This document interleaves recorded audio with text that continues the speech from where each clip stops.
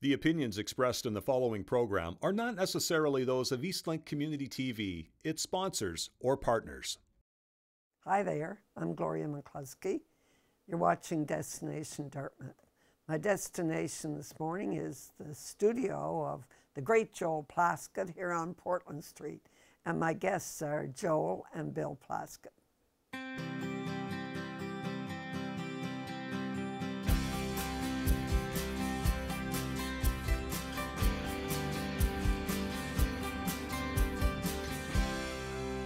Well, hi Joel, Bill. Thank you so much for coming here this morning. My last show with you, Joel, so many people liked it that I thought we should do that again. Fantastic. But include your dad this time. Perfect. So it's great to have you here. Thank you. And we're here in your great studio.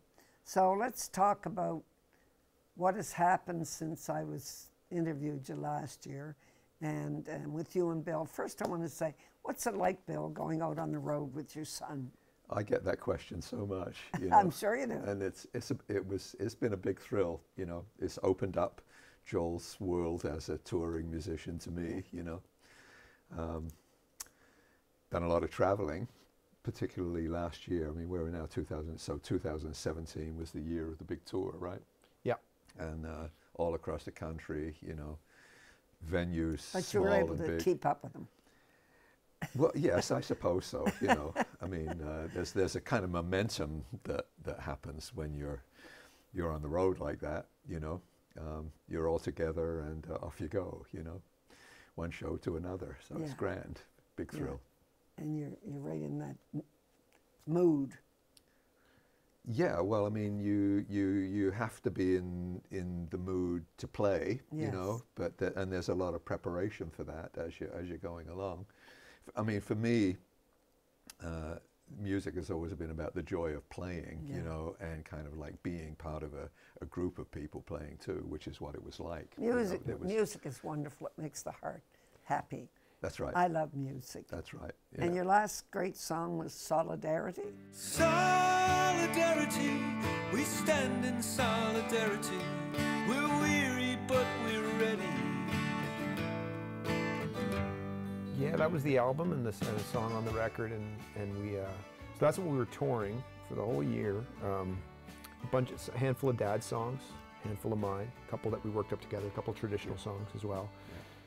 So the tour for me too was what was fun about that was there was songs that we could go back and forth singing on, but also normally like when I'm fronting the band without Dad, when I'd be out with the Emergency or something, I'm pinned at the mic the whole time. I'm singing almost for 90 minutes straight. Yeah. So it was a nice little break for me to be able to go, and now Dad's going to sing a song, you know, and I could step back and kind of also like soak in the show a little bit more because I'm not having to be the singer for 5 minutes. Right. So you know, just from a that was a nice experience for me because that's not something that I get to do very often. So I was really enjoying it. So you said some of your songs, some of Dad's songs. That means that you wrote some of the songs. Just a couple, yeah. And there were songs too that I had the idea, I had the bones of it, and then Joel and I worked together on it. Great. You know? Yeah. How long does it take you to do a song like Solidarity? Well, we spent on the whole record, which I guess is about 12 songs or so. Right. We spent a month working. Yeah. We spent pretty much a solid month on that record, and now you know not all that's recording. You're kind of sometimes trying something, you try a version, it doesn't work, you go back and start it again. So some songs, you know, in a weird kind of way, like there'd be tracks that would come together in 4 hours that afternoon, and then there'd be other ones that you'd spend 4 days kind of. Not quite right, eh? Yeah, so there's really no recipe. The song Solidarity took a little while because we were both singing on it. There was a bit of, we tried a couple of different production angles. I listened to it last night. Nice. On my computer. Right on. Yeah. I listened to it. Yeah. So it was just about, you know, I don't know that there's any one recipe. What I've found through my years of studio experience is sometimes you kind of like strike gold or you get the version that you like quickly. Other times you wrestle with it for a while to get a version that you're happy with. But the other thing that I'm always reminded of is that there's no one right way to do things. You feel differently about it the next day anyway. Sure. So as long as you get something on tape that you go, this feels good. And if it feels good for a few days, you're like, I think it's done. Yeah. Because at that point, but in 2 months' time, it'll have changed, and you would do it entirely differently. Well, and then you there know. was also the aspect, I mean, there was the recorded version of the songs, and then there was the version. the played version Right. of the songs, Changes. and some of them came out quite differently in a way, you know, I mean, the essential song How'd is you there. feel the first time you played it publicly? That was in this studio, wasn't it, when we did the first Play Live We thing? did a little thing for CBC here in the Yeah. studio that was kind of debuted most of the songs from the record. I find it kind of nerve-wracking to debut songs, but what I notice being on the road is that when the album comes out, not everybody knows it. They often get it at the show, but if you hit the road a little later, then some people have the album and they know the material. But when you go back through the town, then everybody knows the album. So you know, it takes a while for those songs to be. So when they're new, people listen, but you have to balance the set between older material that people know and then the newer stuff. And so that was sort of the challenge of this record, was building a set around it that had enough familiar stuff, but also allowed us to do a lot of the album and bring Dad into the show in a way that really gave him his own spotlight and voice and stuff. Do you get nervous, Bill? Yes and no. I mean, it's a funny thing. I mean, in a way, like Joel being the center of the attention, right. in a way, you know, was a sort of safety net for me. You know, I mean, I could, you know, I kind of I left a lot to him to like carry the show. Yeah. You know. And I mean, and I wasn't alone on the stage either when we were touring, right? Yeah. because we had these young guys from Peterborough. Fiddle player. Well, we had, Shannon played fiddle with us on some of the shows, but for the entire tour, we had these two young guys from Peterborough, Ontario, the May Hemingways. Oh, yeah. And so, you know, I it saw wasn't that, just the May me. Hemingways. And so that gave me some sort of confidence, you know. I don't think I could carry that kind of show entirely on my own. Oh, of course you could. You know.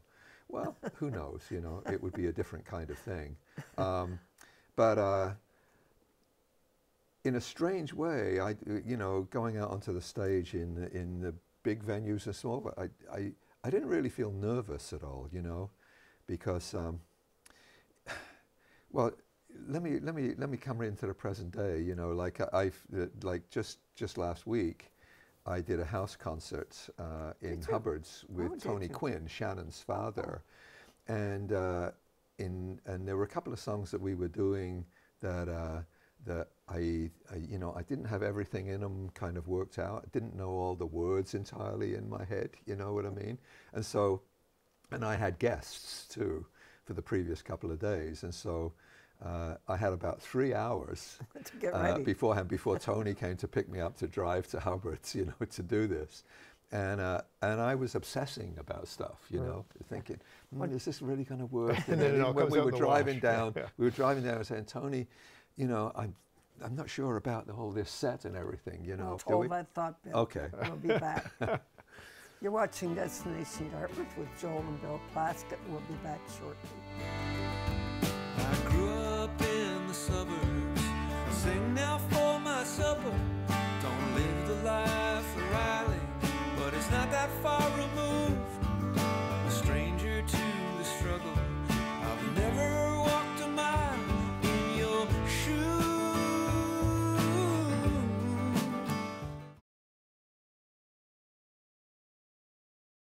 We're back, so let's continue on with you, Bill, and your trip down Hubbard's. Down to Hubbard's, yeah.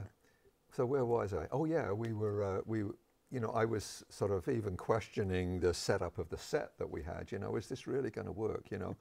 But then we got there and, you know, we were welcomed into the house by the people that were putting it on, and we set up the sound system that we brought, and we had something to eat, and then it was time to play, and you just go into it and you're starting to play, and then it's a different world. Your nervousness, my nervousness disappears, you know? Sure. And it's just you're in the moment playing, and even though in the back of your mind you may know that there's a thing coming up that you're not entirely sure of, but you just go through it anyway, you know?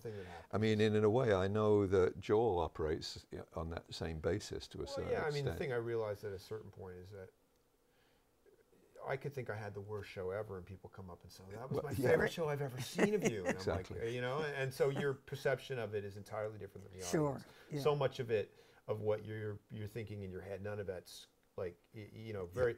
I mean, you can get freaked out, and sometimes it means you put on a bad show, or you know, you can, but often your own perception of something is certainly not your audience's. And I learned that lesson like on a New Year's Eve gig where I had lost my voice the previous night playing a show the night before at the Pavilion, and then we were playing the marquee, and we had a packed marquee. It was New Year's Eve. Everyone had spent, you know, $35 to come out and party with us on a New Year's Eve. And I was downstairs warming up, and my voice was like just air, you know, nothing. Yeah. And I thought, what am I going to do? Like, I can't cancel this show. And so I went up there and I sort of said, I think I might have said, you know, I'm sick, you got to help me sing along. And we kicked into something. And yeah, my voice was weak. I could kind of sing like at the top of my lungs, but everything in the middle was gone. Yeah. And everyone just started singing, and I realized that people just want to have a good time. They had Yeah. good times. They had a good time, and they helped out. And then at that point, you kind of just, and then I relaxed, and then it's not like my voice came back, but I didn't have to draw any more attention to it than I needed. And you powered through, and then you realize like, it's more about the experience of being present and having a good time. And if you forget words or if your voice cracks, Let it be, yeah. And if something doesn't come out as planned, you know, you just gotta like dance your way through it somehow, sure. you know. Yeah. And then that becomes your experience. It also becomes the experience of the listener in a That's way, right. you know, to see you kind of like Sure. and I mean, and even if you don't really know where you're going, you know, like you get through it. You do get there. And you get back to some place. And as long as your ending is reasonably clean, you know, then you're doing well, you know. Talk about your trip to Ireland. You weren't on the Irish trip. Not the most recent one, although we have been Gone there together. a couple times. But yeah, I went there for a festival on an island called on Inishbofin, off the west coast there, north of Galway, kind of. And I was on the island for about 4 or 5 days. Really rural festival. It was fun. Yeah, lots of Europeans there, Italians, French folks. You know, really cool. Actually, very interesting. How many festival. people go to it? I mean, it's just a It was like, tiny might have been place, right? 500-600 people or something. But Wow. A friend of mine, Patter. There are accommodations on that island? Yeah, they had me staying somewhere. My friend Patter put it on. He's a guy I met, Patter King, and he was the first time I played on Inish years ago, and this is a funny story, and this is kind of why I went back, because I had such a great time there. I played there years ago, and it was like, Joel, would you like to play down at the hotel bar? Yeah, sure. What time should I be there? I don't know. Come down around 10. I'm not doing his accent justice, you know. I'm trying. And I'm like, okay. He goes, just show up whenever. I was like, no, tell me when to be there. So we get down there, and then there's no stage, and so I'm like, when do you want me to play? Oh, don't worry, we'll figure it out. Where do you want me to play? We'll figure it out. It's like going at late. It's, you know, it's like 11 at night, 10, 11:30, and then he goes, do you want people file into this pub eventually? Do you want to play now? Yeah, sure. What would you like me to do? Where do you want me to play? Just right here. Okay. And he goes, just stand up.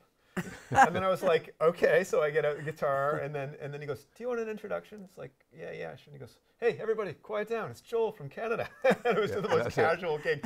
And then I said, how long do you want me to play for? And he goes, play 2 or 3 songs and take a break. Okay. So I told a couple stories, played a couple songs, then took a break, and everyone starts talking for 20 minutes. And then about 15 or 20 minutes later, he goes, stand up again. And I played again. It was like a 2-hour show in 15-minute segments, you know, broken up by conversation. Oh, that was so fun. Bizarre, but so great and casual. And I always remembered that as such a great experience. And so when I got the invite to go back to Inish, I was like, oh, I'm on a plane. Let's go. So I was there, and then I was in Galway for a couple days. And beautiful country. It is magical. The Irish people are so nice. It is, I find. yeah. That's probably because I'm Irish. Well, you know, I'm I not, but I feel at home when I'm there. So it's an amazing place. That's love great. it. Yeah. So you're going to do some traveling. You're about to do some traveling. You're going to St. John. I got this I have weekend. St. This John weekend this for weekend you, right? with the band, and then you and I are going to Edmonton. We're playing in Edmonton and Calgary. Calgary in early you December. know more than I know and about then my own Charlottetown for New Year's Am I Eve. in on that show? I don't know if you're on Charlottetown. No. unless you feel like going over there for New Year's Eve. But the emergency's booked.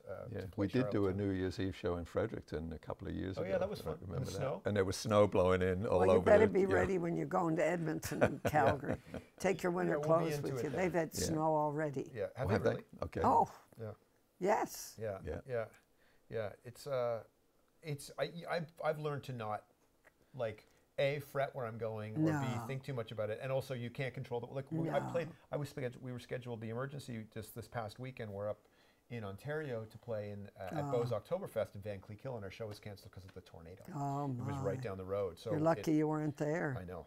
It's devastating. So that soaked the stage. It was an outdoor venue, and They shut it talk down. about there were 4 or 5 tornadoes. Yeah. Apparently. Yeah. Yeah, the wind was wild. It was just dreadful. Yeah.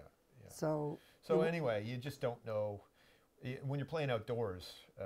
I mean, getting somewhere indoors is sometimes challenging enough in the Canadian climate, but outdoor shows, I don't know how promoters take that risk. I could never do it. It's so risky. Do you have a favorite place to play where the audience is warmer? I don't mean the weather. I Well, mean playing at home's pretty great. Yeah.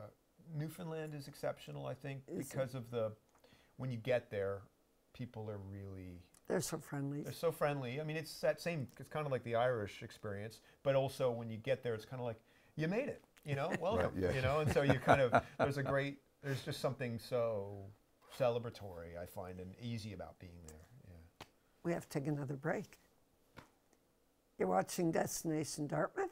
I'm here with the great Joel Plaskett and his father Bill. We'll be back in a minute. Grew up in the East End, could have joined the Union, building cars in Dagenham. Instead I packed my bags, landed in America, ended up in Canada. I fly no country's flag. Welcome back to Destination Dartmouth. I'm here with the great Joel and Bill Plaskett. Bill, you're retired. I am retired from regular sort of From your regular salaried job. work and day job, as they say. Yeah. You retired to play music. What a wonderful way to retire. Well, I think so. You're doing yeah. more than playing music, but Well, right now I'm fixing windows on my house. I got a Good. scaffolding up So you're outside, and I'm working you're against not the weather. you know that song, When I'm Washing Windows. You can sing Yeah, when I'm fixing when I'm windows. cleaning windows. When yeah, I'm George fixing Formby. windows.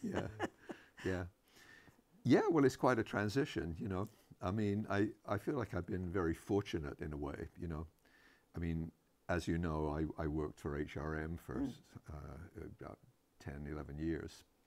And hot on the heels of retiring from that in 2014, I actually went back to work on a part-time basis for the town of Lunenburg, where Yes. I had worked previously. Right. And then there was a certain point in time where that part-time job was like getting the better of me, because I was taking a lot of work home, and it was starting to And were become you a commuting? full-time job for part-time pay in a way. And you were commuting. And I was commuting down there every day, and that kind of coincided with the idea of making a doing record the together. recording together, and then that turning into. So that's your first recording together in It is, 2014? Well- Dad's played on a few things of mine over the years, but this was really like the first one true where my collaborative name was one. on yeah, it. and your name was I on mean, it. in 2009, when Joel recorded the triple album 3, Right. I had parts in various of those tunes. I did instrumental parts and I did harmony Yeah, singing. and you here. toured on that And we record. went on the tour. But the of building that. was all kind of under my name. Yeah, that's and right. So it was sort of, this was much more of a Yeah. true collaboration in terms of it being Dad's songs, my songs, Yeah. other stuff. It's So great. I mean, the way it turned out was just in that transition period where I was actually, it was a bit of a funny story, because I was on the day that I was preparing myself to tell my employers at the town of Lunenburg that I You're not needed coming to back. not coming back because of the tour. It coincided exactly with them deciding that they wanted the part-time job to go full-time, Oh, yeah. because there was a lot to do, And you weren't that I ready for didn't have the that. time to do. And so when the deputy town manager, who was the person I was responsible to, said that to me, I said, well, that's good, because I don't want a full-time job, So there was a transition, and now they have a person doing a very good job full time. Well, it's great to have you so folks here. I've kind of slid into my retirement through that mechanism. It's great to have you here in downtown Dartmouth. And you notice, and so does Joel, the big changes that are taking place here on Portland Street. You see that, yeah, absolutely. It's exciting. It's a happening, it is happening place now, and it's wonderful down here on a Friday night to see so many young people. Yeah, no, and there's music, there's live music happening. There's a lot. Yeah, you're just seeing more activity on the street. I mean, I've had the studio here for the better part of 6 years now. Is it that long? And so I've been really seeing it in the past year. It's just ramped up in terms of busyness and stuff. And yeah, it's really encouraging. And just small businesses kind of like digging in their heels and succeeding. And Do you find that you have that recognition now when you walk around, Bill? I occasionally get recognized, yeah. Not so much as this guy here, no. you know. Yeah, but I do get recognized. What I find is people know our last name. Yes. So people, like, I'll give my name, or if I'm like I'm calling about something, Nova Scotia Power or whatever, you know, and it's like, and they're like, oh, are you the Joel Plaskett? Because they don't know, a lot of people don't necessarily know what I look like. I mean, around here people do. I got know people on the street, but because we're the only family of Plasketts, the name has kind of gotten around. Yeah, well, what I get is I might be at a checkout in a store or something, and they'll see my name, you know. Do they ask you if you're related to Joel? Well, they do. I get, they say, are you related? And I go, yeah, and I sometimes say I'm his brother. But I will say this though, like I still will get, because of your time at HRM and stuff too. It works both ways. I mean, I know my name's gotten around, but there are, but it wasn't like it was. I know the feeling of being like, are you related to Bill? You know. Oh, really? Okay, so it works both ways. Yeah, you know, sure I mean, does. like that. You know, like Dad's worked with a lot of people, and he's been around. Oh, this, sure. And certainly on the South Shore. Yeah. When we go to Lunenburg, that's I'm very much your son. You know what I mean? That's right. Because of all the work that we did in Lunenburg, and so it's sort of, you know. In Dartmouth, he's probably your dad. Yeah. Maybe that's what it is. It's Navy neighborhood. But you get that. My sisters get that. Right. Are you related to Gloria? Yeah. Oh yeah, that's my claim to fame. They say. Yeah. If you're around it, you know, when you spend a lot of time digging in your heels in a place and getting to know people, and when you're a public person like you've been and I've been. Yeah. It's great fun. It is. I mean, by and large, it's a really positive thing. Occasionally, it's a little sort of like you want. I like a degree of anonymity sometimes, especially if I'm out with the family and I want to just navigate the world. And that can be hard because you have to be mindful of. And you do. Being like kind to people who know who you are. And you have to remember what your job is. That's right. That's right. Exactly. So but it's not. It's all. So we talked about your traveling some more. What else is coming up? Well, there's shows. You're not ready to retire, Bill. Trying to write some songs. Well, I mean, I mean, what do you mean by? I mean, there are some people retire from the job and they immediately plunge into, you know. I mean, you're on. What did you say to me just now? You're a 5 volunteer board, you know. And then other people. I mean, I think I'm in the category of people that have to figure it out. You know, you got to. But you're enjoying what you're doing. You know, I mean, I've said to myself, there are things that I say to myself.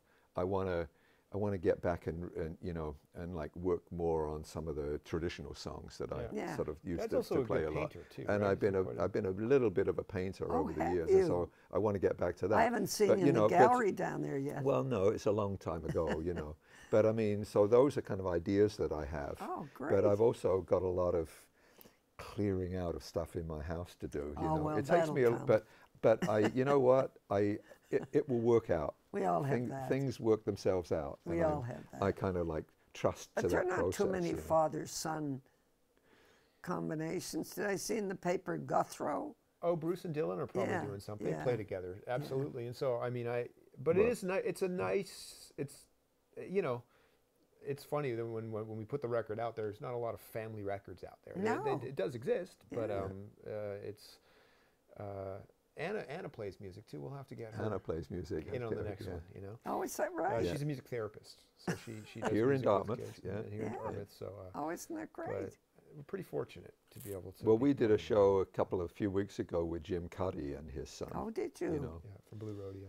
Yeah. It was it was double Bill, father his and father son and show. son. Well, you know, I'm getting the wrap-up sign. and I'm disappointed that this show has come to an end, but it's been so great. Love talking to you, Gloria. It's been so It's great talking to see your smiling face. to you, Joel, and you, Bill, and I'm sure that people are going to like this show as much as they liked the first one I did with you. I look forward to the next So time. thanks very much. You've been watching Destination Dartmouth, and my guests have been the great Joel and Bill Plaskett, and I'm here on Portland Street in downtown Dartmouth. Thank you for watching. See you next time. Solidarity.